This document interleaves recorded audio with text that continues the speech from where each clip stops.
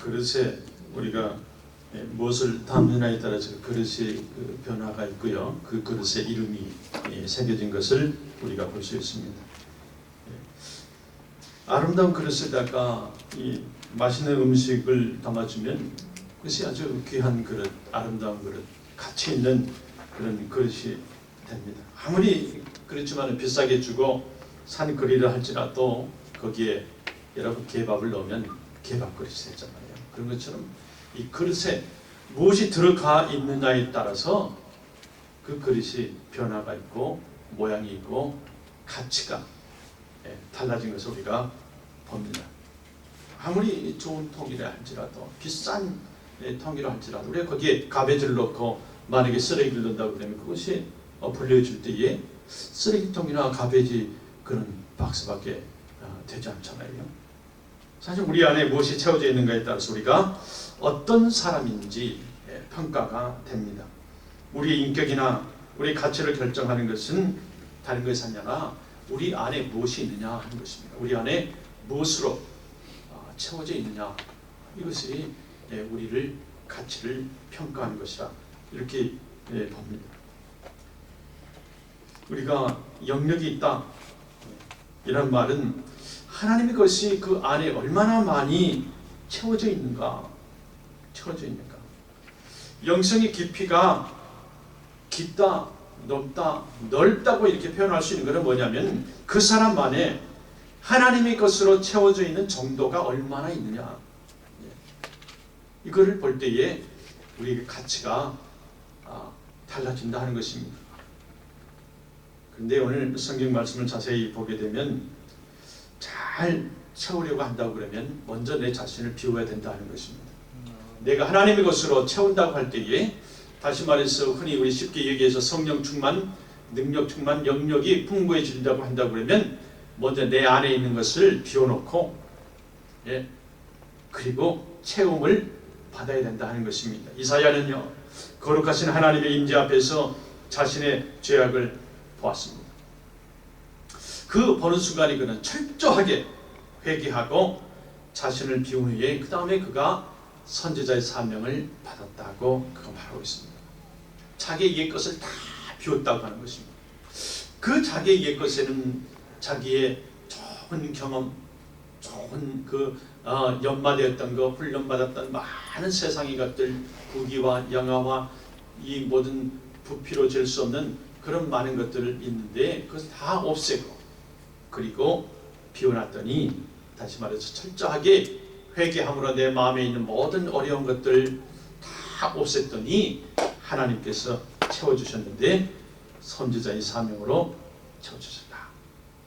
아브라함도요, 하나님 말씀에 순종해서 사랑하는 독자 그렇게 아끼고 오래 세월 동안의 기도에서 받은 그 아들도 내 것이라 하지 아니하고 내려놓았더니 이삭을 얻고 여호와 이레의 복도 많이 받았습니다.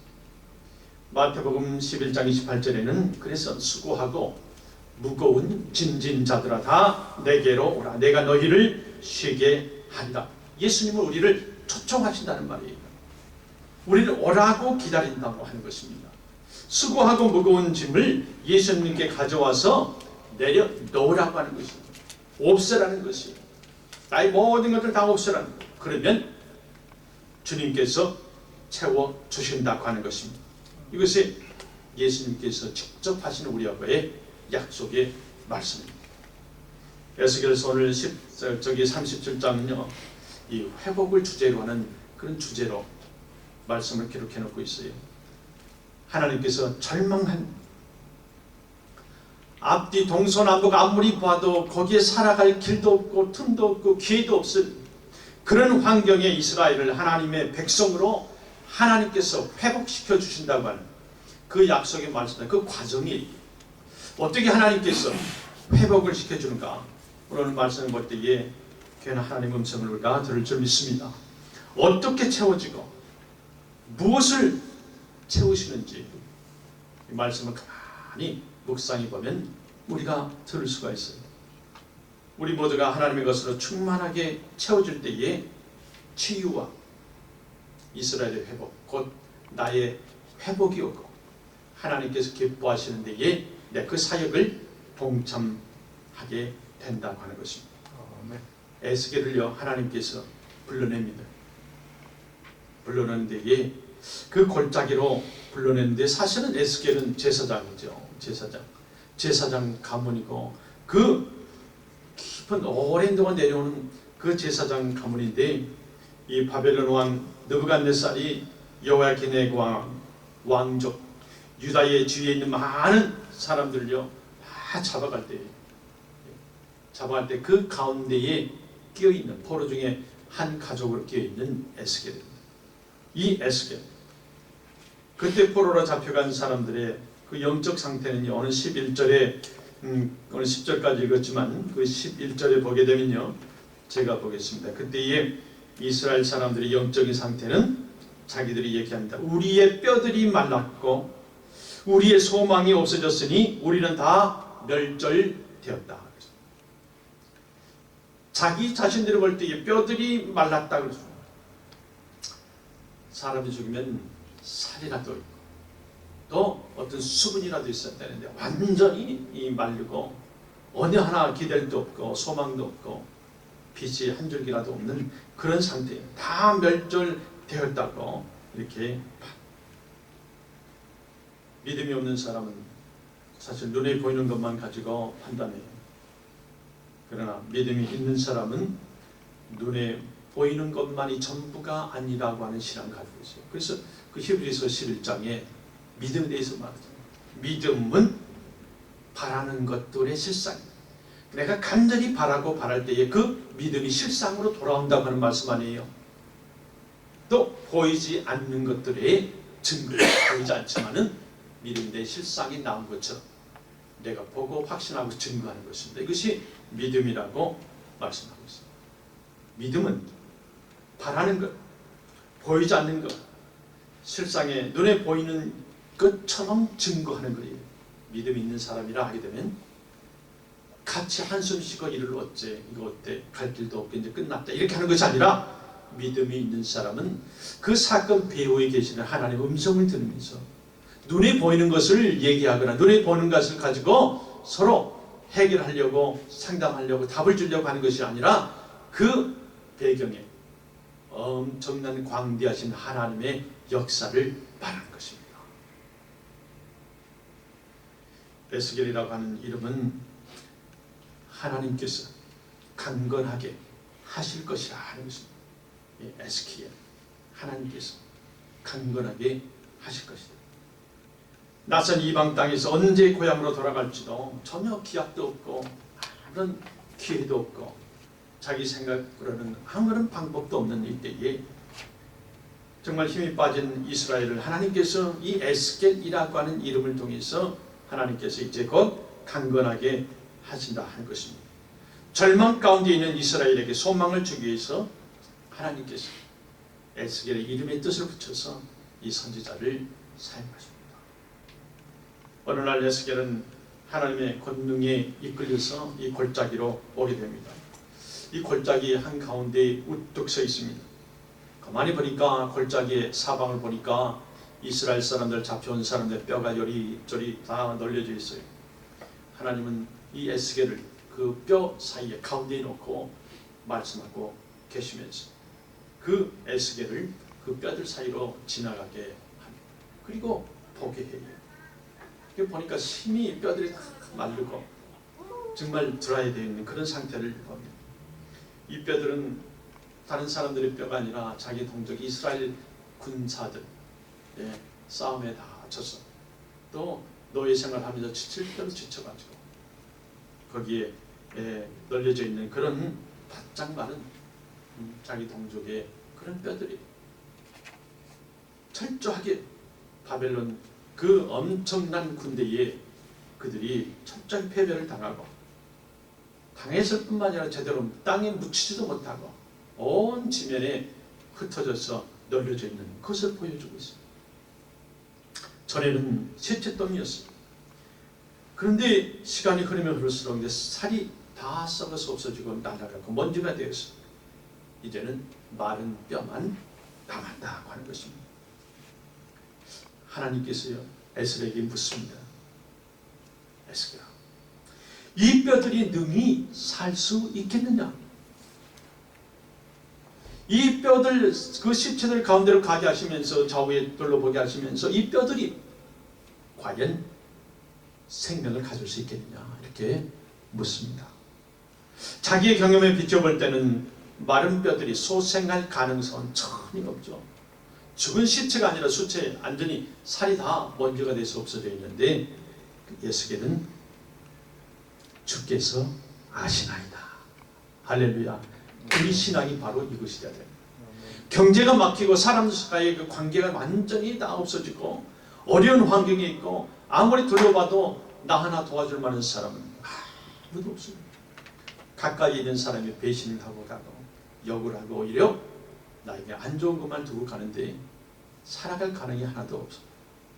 그러나 에스겔처럼 희망은 없지만 내 생각에 내 이성은 한계가 있지만 그러나 주께서 아시나이다. 주께서 아시나이다. 내버려 두는 것도 살리는 것도 다 뭐예요? 전적으로 하나님께 있다고 하는 그런 신앙 고백이 주께서 아시나이다. 다시 말해서 하나님 말씀이 육체를 살립니다. 하나님 말씀이 육체를 살립니다. 7절 8절 이하에 보게 되면 하나님의 에스겔을 하여금 마른 뼈들에게 너가 내 대신해서 대언하라고 명령합니다. 대언한다고 하는 말씀은 하나님 말씀을 대신하는데 그 대신하는 그 하나님 말씀에 능력이 담겨져 있다고 하는 의미가 있습니다. 그저 말을 옮기는 것이 아니라 대언이라고 하면 그분의 모든 갖춰져 있는 그분의 인품이나 성품이나 성격 그대로 옮기는 겁니다. 다시 말해서 하나님 말씀을 대언하는 사람은 하나님의 능력을 그대로 옮긴다고 하는 말하되 거기에 능력이 담겨져 있다고 하는 그런 의미입니다. 하나님은 마른 뼈들을 하나님의 것으로 채우기를 원했어요. 그 체험의 말씀 시작하면 4절에 보니까 너희 마른 뼈들아 여호와의 말씀을 들을지어다. 여러분 얼마나 우스꽝스럽습니까? 죽은 시체들에게 말을 한다는 거죠. 너희 마른 뼈들아 여호와의 말씀을 들을지어다. 그가 이 마른 뼈를 보고 얘기했겠습니까? 하나님께서 하라고 하신 대언의 말씀을 선포한 것이지 그가 자기 생각으로 자기 이성으로 도저히 이해가 되지 않지만 그러나 하나님께서 하시라고 하니까 그대로 되었습니다. 이것이 오늘날 선지동산의 선지학교의 주의 종들이 해야 될 일이라 하는 것입니다.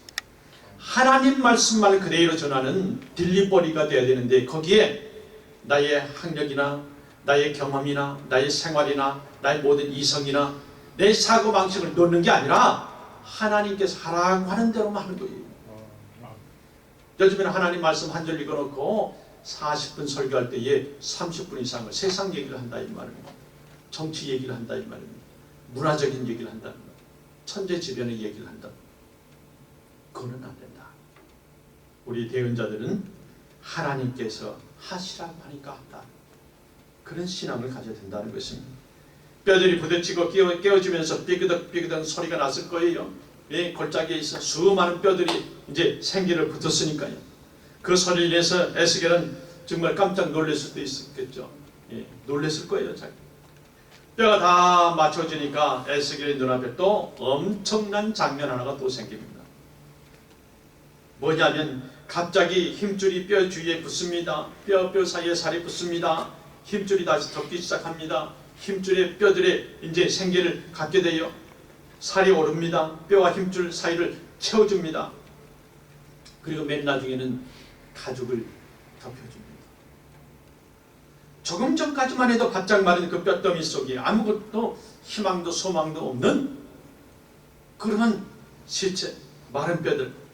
근데 이제 사람의 모양이 맞춰져 가고 사람의 모양이 보여준다. 다시 말해서 이 생기가 뭘 살렸습니까? 영을 살렸습니다. 생기가 영을 살렸어요.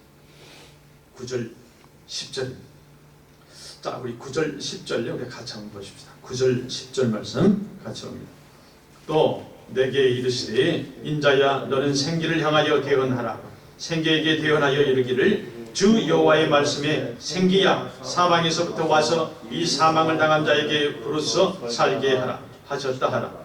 이에 내가 그 명대로 대언하였더니 생기가 그들에게 들어가매 그들이 곧 살아 일어나서 서는데 극히 큰 군대더라. 군대가 되어버렸어요. 군대가. 지금 여러분 에스겔 주의를 가만히 보세요. 에스겔은 다른 거 하나도 안 했습니다. 그저 대언했다. 여러분이나 저나 대언자요. 대언자. 하나님 말씀을 전하는 자예요.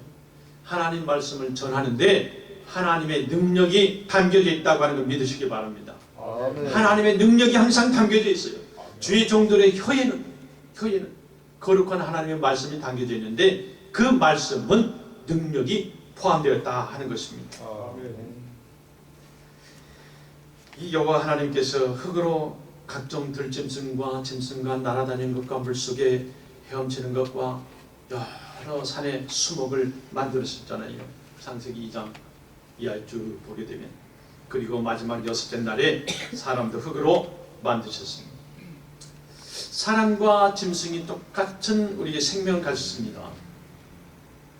하나님께서 똑같은 방법으로 흙을 취해서 만드셨어요. 그리고 말씀으로 만드셨습니다. 그런데 똑같이 살아서 움직이는 생명체인데, 그러나 여러분, 사람과 동물이 뭐가 다릅니까? 짐승과 사람이 뭘로 구별이 됩니까? 그들도 생각이 있어요. 자기 주인이 누군 줄 알고요. 배가 고프면 치서서 그 배를 채우고요. 밤이 되면 그들도 자요. 그런데 사람과 이 동물을 뭘로 구별합니까? 생기요, 생기. 동물들에게는 생기를 넣었다는 말이 한 구절도 없어요. 한 단어도 없습니다. 그러나 사람에게 6번째 날에는 하나님께서 우리를 지어놓고 코에 생기를 넣었다 그랬습니다. 그 생기, 창세기 2장 7절에 생기를 그 코에 불어 넣으시니 사람이 생명이 된지라. 살아 움직임, 영이 우리 안에 들어왔다는 것입니다. 생기가 들어갔을 때에 생명이 됐어요. 그 전에는 우리 그 뭡니까? 이 머테리얼이 흙이에요, 흙. 그래서 죽으면 인사들 하는 것이 돌아가셨습니다. 흙으로 다시 갔다는 것이죠. 그런 것처럼. 그러나 그 속에 하나님의 영이 있어야 살아있는 사람이에요. 똑같은 사람 아니에요. 그 사람의 가치를 가지고 있을 때에 그가 사람이지 아닙니다. 다윗이요, 바세바와 간음을 한 후에 그 아이를 임신한 사실을 듣고 그 남편을 죽이는 엄청난 그런 무서운 죄를 범합니다. 하나님께서 나단 선지자를 보냈어요. 나단 선지자가 이 다윗을 꾸짖습니다. 다윗은 그 자리에서 무릎을 꿇어버렸어요. 무릎을 꿇었어요. 모든 걸 다 인정하고 살아계신 하나님, 그가 무릎을 꿇었습니다. 다시 말해서 하나님의 생기가 말씀을 통해서 다윗의 세계에 임했다고 하는 그런 의미의 구절입니다. 그가 통곡합니다. 내가 여호와께 죄를 범하였느냐. 통곡하고 회개합니다. 그러면서 그의 영적 호흡이 막혀있던 것이 이제 뚫어졌어요. 그러고 나서 그가 세상을 다시 보게 됩니다. 다시 말해서 생기가 들어가게 되니까 성령의 역할이 죄를 깨닫게 하는 그런 역할이라고 하는 것을 보여주고 있는 것인데, 누가 살아있는 사람입니까? 하나님의 생기를 호흡하는 사람이 살아있는 사람입니다. 하나님의 생기를 들이마시고 내뿜는 사람이 살아있는 사람입니다. 여호와의 생기가 들어가야지만이 그 사람이 하나님의 사람이란 말이에요. 밥 먹고 살아있다고 해서 사람 역할을 하는 건 절대 아닙니다. 여러분, 자녀가 부모를 여지없이 정도 없이 죽이잖아요. 왜요? 보험금을 타기 위해서. 트렁크에 무자비하게 부모를 죽여서 이 허드슨 강에 버려버리는 한 4, 5년 전의 얘기입니다. 그 사람이 누구냐? 교수였단 말이에요. 많이 배우고 많은 세상에서 존경을 받고 하는 사람이, 그러나 사람의 구실을 하나님의 사람의 역할을 하지 못했을 때는 그는 악인 됐어요. 하나님의 사람은 하나님의 생기로 호흡하는 사람입니다. 하나님의 영 들어가 있는 사람이 하나님의 사람이에요. 하나님의 영이 들어가지 않고 역할을 하는 사람은, 그래서 우리가 짐승하고 무슨 차이 있겠나 해서 짐승 같은 사람이라 이렇게 얘기를 합니다. 신약시대에도 생기가 필요했습니다. 부활하신 예수님 방 안의 문을 걸어 잠그고 숨어있던 제자들에게 나타났습니다. 제일 먼저 예수님이 나타났어요. 하신 말씀이 다릅니다. 요한복음 20장 22절 말씀입니다. 저희를 향하사 숨을 내쉬며 가라사대 성령을 받으라. 예수님의 첫 번째 말씀이에요. 이 세상을 다 끝내고 다시 오셔서 하시는 말씀이 숨을 내쉬며 가라사대 성령을 받으라. 오순절에 그 말씀이 온전히 이루어졌어요. 성령으로 충만해졌을 때에 그들 모두가 담대해졌습니다. 여러분, 이 구절 바로 전에요. 이 제자들이 두려워 숨었다고 그랬어요. 두려웠을 뿐만이 아니라 얼마나 두려웠던지 문을 잠궜다고 그랬어요. 그때 저 예수님께서 among the people, 사람들 가운데에 오셨어요. 그리고 하신 말씀은 떨고 있는 제자들에게 성령을 받으라.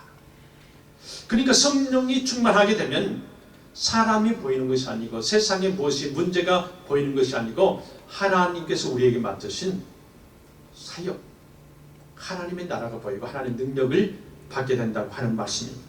그래서 그들이 무서워하지 않았어요. 그러면서 그들이 그렇게 떨었는데 예수 믿는 사람 죽인다고 할 때에 떨고 갖지 못했었는데 성령 충만 받으니까 완전히 달라졌어요. 우리 같이 한번 읽어볼까요? 사도행전 4장 12절 말씀 같이 한번 보겠습니다. 다른 이로서는 구원을 받을 수 없나니 천하 사람 중에 구원을 받을 만한 다른 이름을 우리에게 주신 일이 없음이라 하였더라. No other names. 예수 이름만 하면 죽이고 잡아가고 감옥에 갔을 이때에 바로 전에 우리가 말씀 보는 것처럼 두려워 떨었다고 했는데, 그러나 성령을 받으라 해서 성령이 충만해지니까 그들이 외칩니다. No other name under heaven. 하늘 아래서 no other name. 구원을 얻을 만한 다른 이름 준 적이 없다고, 예수뿐이라고 그들이 증거합니다. 이렇게 하나님의 성령이요 하나님의 생기가 그들 가운데 있었기 때문에 그들이 성령 충만했어요. 오늘 11절 14절 그 다음에 이 4절도 굉장히 중요한 이 환상의 해석입니다. 하나님은 지금 방금 나타난 환상에 대해서 설명하는데, 뼈들은 바벨론의 그 포로로 끌려간 이스라엘 백성들이라고 그랬잖아요. 그 포로 생활하면서 해왔던 그들의 말은요, 11절에 보니까 우리의 뼈들이 말랐고 우리의 소망이 없어졌으니 우리는 다 멸절되었다 한, 우리는 소망이 없다. 이렇게 말했던 그들이요 완전히 바꿔져. 우리의 뼈들이 말라. 뭐예요? 아무런 능력이 없다니, 우리의 소망이 없다니, 앞으로 미래에 대해서 좀도 보이지 않는다니, 틈이 보이지 않는다니. 예루살렘으로 돌아가서 성전에 돌아가서 하나님께 제사를 드리고 싶은데 보이지 않아요. 돌아갈 가능성이 하나도 보이지 않아요. 그래서 그들이 우리의 소망이 없어졌습니다. 또 우리는 다 멸절되었다. 육신의 호흡은 있지만 영적으로는 순이 끊어졌다는 뜻입니다. 이제 이스라엘은 다윗이나 솔로몬 때 보이는 하나님의 영광을 전혀 보여주지 못한, 흩어져서 이제 말라버린 그런 뼈처럼 이제 다 사장이 되고 없어진다. 전혀 소생의 기미가 보이지 않는 그런 상태에 있어요. 이때 하나님은 에스겔에게 이스라엘에 4가지 약속을 주시는데, 그게 이제 13절 14절 말씀인데, 너희 무덤을 열고 너희로 거기에서 나와서 또 내 영을 너희 속에 두고 너희를 이제 너희 고국에 그 고국 땅에 두리라 하니. 여러분, 애굽에서 노예 생활하던 이스라엘 백성들 출애굽시켜서 이 가나안 땅으로 인도하신 것처럼 이제 바벨론에서 포로로 잡힌 너희들을 이제 예루살렘으로 돌아가게 해주겠다고 하는, 이 상황에서 이런 생각조차도 못할 때에 에스겔 선지자를 통해서 이렇게 보여주고 계세요. 하나님 제2의 출애굽 사건을 일으키셨습니다. 한 번은 애굽에서, 한 번은 이 바벨론에서 이스라엘 백성들을 고국으로 불러줬습니다. 하나님과의 관계를 회복시키겠다고 하는 말씀입니다. 하나님이 다시 그들을 들어서 다시 사용하시겠다고 하는 말씀입니다. 마른 뼈와 같이 아무것도 없는, 소망이 없는, 소생할 기억도 없는 그들을 하나님께서 이제 다시 거기에 살과 피와 모든 것을 거쳐서 사람을, 큰 군대를 이루어 주시겠다는 것입니다. 우리가 살면서 고난을 당하기도 하고 때로는 이제 좌절도 경험하잖아요. 우리 생활하다 보면. 근데 내가 자생할 수 있는 환경이 아닌데도 정말 그런 생각도 하지 못할 때에 우리가 살아가는데, 그러나 여기서 우리가 좌절하면 되지 않는 것이, 이 모든 경제적이나 사람들 관계나 내 모든 생활이나 모든 주위에 배후에는 항상 하나님께서 계시다고 하는 이 사실입니다. 이것을 믿어야 됩니다. 그러니까 다시 말해서 우리가 하나님이 누구신지를 다시 알아야 돼요. 반드시 분명히 정확하게 알아야 됩니다. 오늘 본문에 보니까 반복되는 그런 단어가 많이 있어요. 여러분, 성경 말씀에 하나님 말씀이 반복된다고 하는 말씀은 굉장히 하나님께서 거기에 중요시 두고 있다 하는 것입니다. 사람들에게 중요한 걸 가르치기 위해서는 이 히브리 언어에 다른 웅장하고 거대한 단어가 없어요. 그래서 그때그때마다 사용하는 반복했어요. 중요하다고 하는 거죠. 가장 많이 나타나는 단어가 11번 나왔어요. 하나님이라고 하는 단어가 11번, 37장이에요. 11번 하나님. 그리고 지금 얘기하는 생기, 루아흐, 이 생기라는 말은 10번, 한 번 적은 10번인데 어쨌든 하나님이나 이 영, 이 생기, 역시 11번, 10번 나왔을 때는 굉장히 중요하다고 하는 그런 말씀입니다. 뼈들을 살게 하는 것이 누구냐 할 때 이게 생기라는 것입니다. 다른 말로는 하나님의 영이시라고 하는 말씀입니다. 그러니까 성령은 회복의 영이라고 하는 것이고, 성령은 영적 모습을 보게 하는 그런 영이시고, 성령은 어두운 가운데 어려웠을 때에 우리를 이끌어 가시는, 인도하시는 영이라고 하는 것이에요. 그러니까 성령 충만하게 되면 우리가 어찌를 가야 될 바를 모를 때에 우리를 인도하시는 분이고, 어려웠을 때 내 힘으로 조금만 손가락 하나 정말 펼 수 없는 그런 일이 있다 할지라도 하나님께서 회복시키는 회복의 영이라고 하는 사실이, 이 성령 하나님이 우리가 믿는 하나님이에요. 하나님 얼마나 감사합니다. 이 이스라엘 회복을 위해서 쉬지 않고 일하고 계셨어요. 요셉이야 광야의 구덩이에 저 형들이 요셉을 빠뜨렸잖아요. 죽으라. 요셉은 거기에 갇혀서 광야 불판에 완전히 누구 하나 듣는 사람 없고, 어두운 밤에는 밖에서 이리의 소리, 짐승의 소리가 들리는 그때에 그는 구덩이 속에서 있었지만 그가 아무리 돌아봐도 깊은 구덩이에 흙 사면밖에 더 있었겠습니까?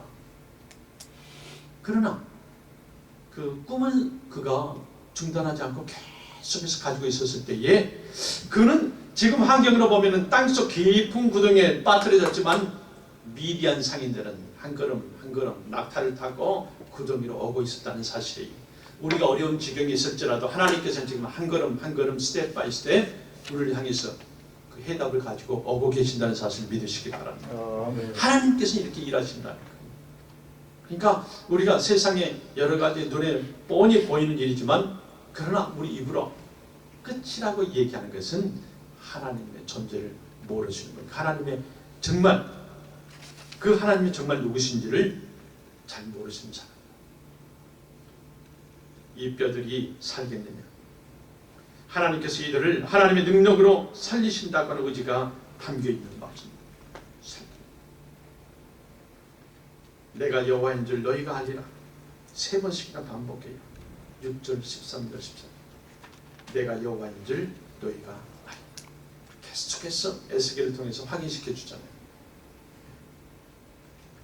이스라엘을 회복시키는 그 목적은 하나님이 누구인지 깨닫고 하나님을 높이면서 하나님의 뜻대로 살라고 하는 이런 메시지가 담겨져 있습니다.